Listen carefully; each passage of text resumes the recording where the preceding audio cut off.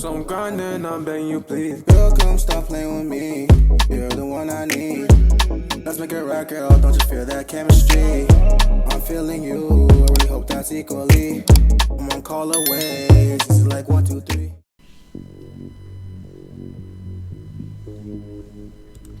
From lottery winner to predator to murdered. That's the title of the video. There is nothing else. Let's get locked in. Jeffrey Dampier won an Illinois lottery in 1996, getting himself a good $20 million. Everything was going well until he started having an affair with his sister-in-law, that is.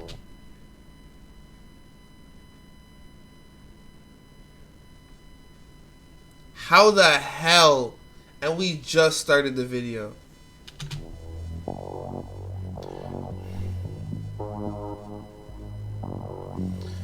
There are a lot of cautionary tales out there about people who play the lottery, win big, and end up ruining their own lives somehow. Yep. Sometimes, though, you have to be more careful about the other people you're associating with and how you associate with them. That point brings us to today's case.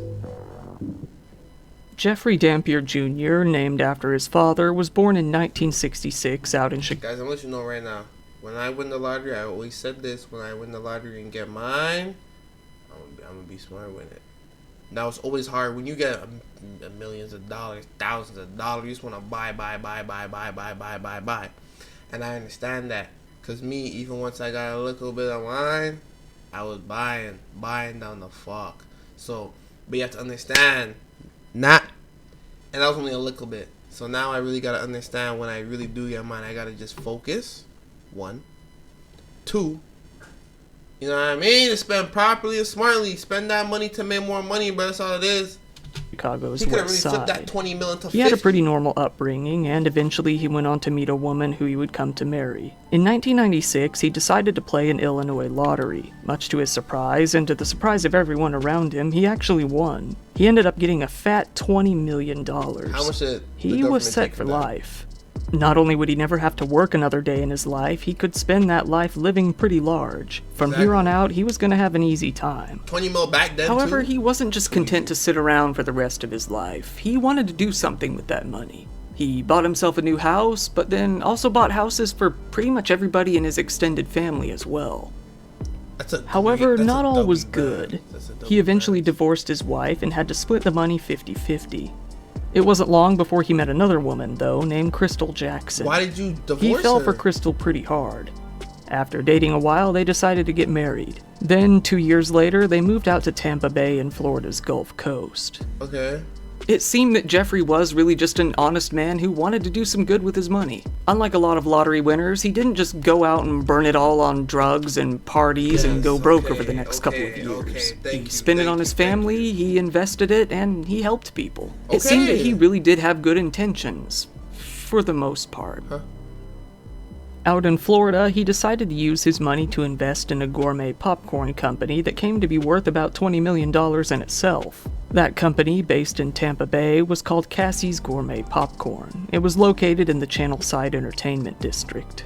Shortly after this, Jeffrey and his wife Crystal decided to move Crystal's 2 sisters, Victoria and Terry, out to Florida to live with them as well. That's what I'm saying. These 2 sisters were destitute. They had no money to their names whatsoever. So Jeffrey ended up kind of taking care of the both of them. Not only did he take care of both of their finances, he continued to buy them lavish gifts as well. This is where things took an awful turn. Jeffrey began to take a particular interest in one of Crystal's sisters, Victoria. He paid for an apartment for her and started to give her more and more gifts over time. Not only was he married, but Victoria was also in a relationship at this point. She had gotten together with a man named Nathaniel Jackson. Nathaniel was angry and jealous due to Jeffrey's constant gift-giving. However, he was torn between his rage and his desire for more money and stuff. Victoria had no such Gang. You were absolutely fucking wildin'.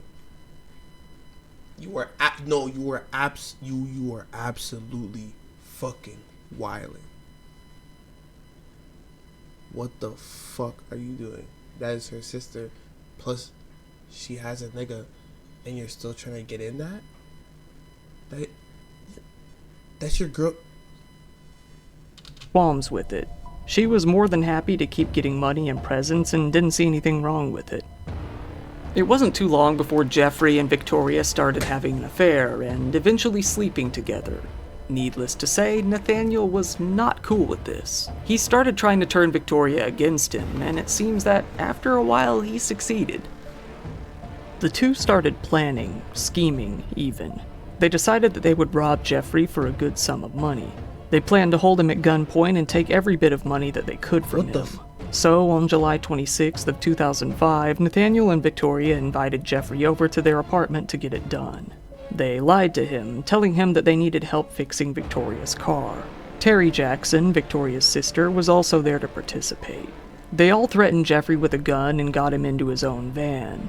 This was when Nathaniel took out some shoelaces and tied Jeffrey's hands behind his back. They robbed him? You got back door. Close that back door. Come on, man. What that boy say? He said, close that back door. Don't let them. Come on now, bro. Close that back door, bro. Shit. That's rough. I ain't gonna lie. That shit fucked up. You got backdoored by the girl you were cheating on your wife with. Think about that shit. And this is why badness could never done. They drove out to southern Hillsborough County. This is when things between them went south, both literally and figuratively. Nathaniel pulled out a gun and handed it to Victoria. This was when he delivered a line that would shake her to her core. Shoot him or I'll shoot you. This blew her mind. She didn't know that they were going to kill him. She thought that they were merely going to take him out to the country, threaten him, and get a big payday. Apparently, Nathaniel had other plans that she wasn't quite notified about. However, she could tell that her boyfriend was dead serious. She felt she had no choice. She put the gun up against the back of Jeffrey's head and fired once, while Nathaniel and Terry sat back and watched. They apparently lost their cool as they fled and left Jeffrey there in his van, out in plain sight at the end of a dead-end street.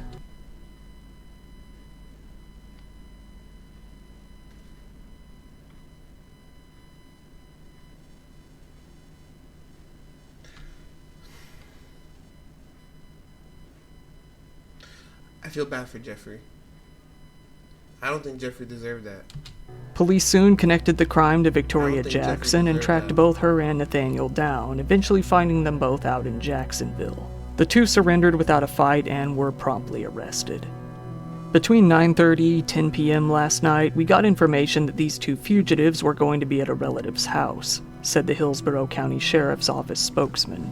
We alerted the Jacksonville Sheriff's Office. Their deputies went out there. It was somewhat of an uneventful situation. We found Mr. Nathaniel Jackson coming out of the house. He was arrested.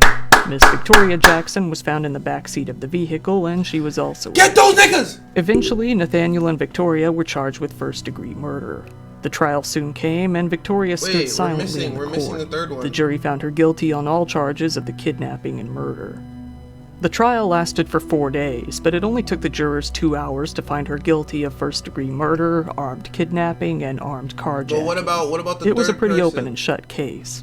She remained silent as the judge sentenced her to life in prison for each of the charges, to be served consecutively.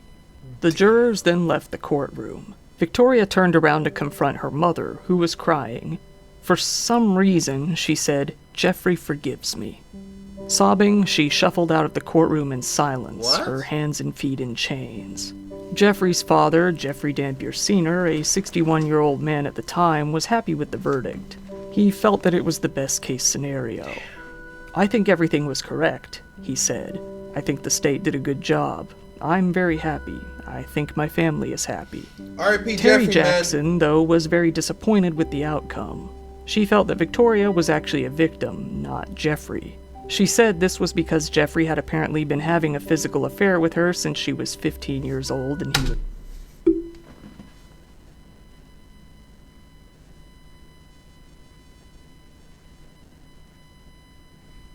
Is it possible to retract an RIP? Is that possible? Because if that's possible, I'm doing that shit today. 32. 32! I'm doing that shit today. This would be the first ever time you see a nigga retract the RIP, nigga. I'm sorry. I'm taking that back. I take it all back. They knew she was just 15 when he started messing with her, said Terry. Where's the justice for her? Not only that, but she emphasized that Nathaniel was the one who threatened her and ordered her to pull the trigger. Victoria's lawyer, Kenneth Littman, asserted that she was caught between the two dominant men in her life. Jeffrey, who controlled her finances, and Nathaniel, who controlled her personal life. He said that Victoria was a deeply disturbed, traumatized individual. Back in Chicago, when she was only 15 years old, she found her own father hanging in his garage. After that, her life went pretty much downhill and she started using a lot of drugs. As a result of this, she dropped out of school as well. This was when Jeffrey moved her out and took an interest in her. This interest very soon developed into a physical relationship. The lawyer continued to assert that she suffered from battered spouse syndrome and that she didn't really have much of a will of her own by the time of the murder. The lawyer placed the blame entirely on Nathaniel, saying that he manipulated her all throughout the ordeal. He said that telling her that they were going to rob Jeffrey was a lie, that Nathaniel was motivated by pure jealousy and had planned to force Victoria to kill Jeffrey from the beginning. This isn't a robbery, true. he said. She didn't this is know revenge. That. She didn't this know is, that. I've had it with you. It was no secret to anyone that Nathaniel harbored a deep hatred for Jeffrey, first due to his financial support of his girlfriend and then due to their affair. Nathaniel didn't get off scot-free, though. He was also sentenced to life in prison on similar charges. This case ended up garnering some fame, and it was featured on several TV shows, including the Discovery Channel series Blood Relatives, the Oxygen series Snapped Killer Couples, and the TV One series For My Man. This case really is an odd man out when it comes to lottery-related downfalls. I mean, usually the lottery winner ruins their own life. It's not often that their life is ended by someone else, even less often that they get murdered. So let this be a cautionary tale. That's the thing though, like, if I win the lottery, no one's gonna know. Nobody. You might start seeing some changes and shit, like, you might be like, Andre, you moved? Yeah, bro, we moved, bro. You know, Andre, you got a new car? Yeah, bro. Like, had to trade in the old biddy and gave me something fresh. Just traded in. Let's trade in. That shit was cash. That shit was cash. Traded it in, bro. Traded it in, bro. There'll be changes, but, like, you'll know automatically. Like, I'm not gonna win it and then go tell Instagram or Snapchat that I won the lottery. Are you crazy? Bruh, I'm not going for those for my friends. I'm going for those. There's some envious people, bro, on Instagram, bro, Snap, bro. You post the wrong thing, bro. They might come after you, bro. Hey, listen. Keep that on the down low, guys. If you ever win the lottery, keep it on the down low. Do your thing. It's gonna come out eventually, but until it does, just keep it on the down low. I'm telling you. Tell person by person by person, so that you know who you told and how it could get back. Come on now. Play it smart. If you ever do hit it big, be careful of who you associate and what they want out of you. And probably best not to have an affair with a 15-year-old. I mean, even if it doesn't lead to murder, it's not going to lead to anything good. Facts.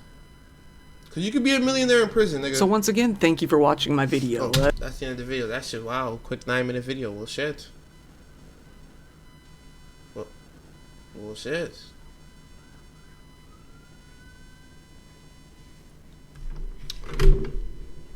Well, appreciate the video. It was a great video.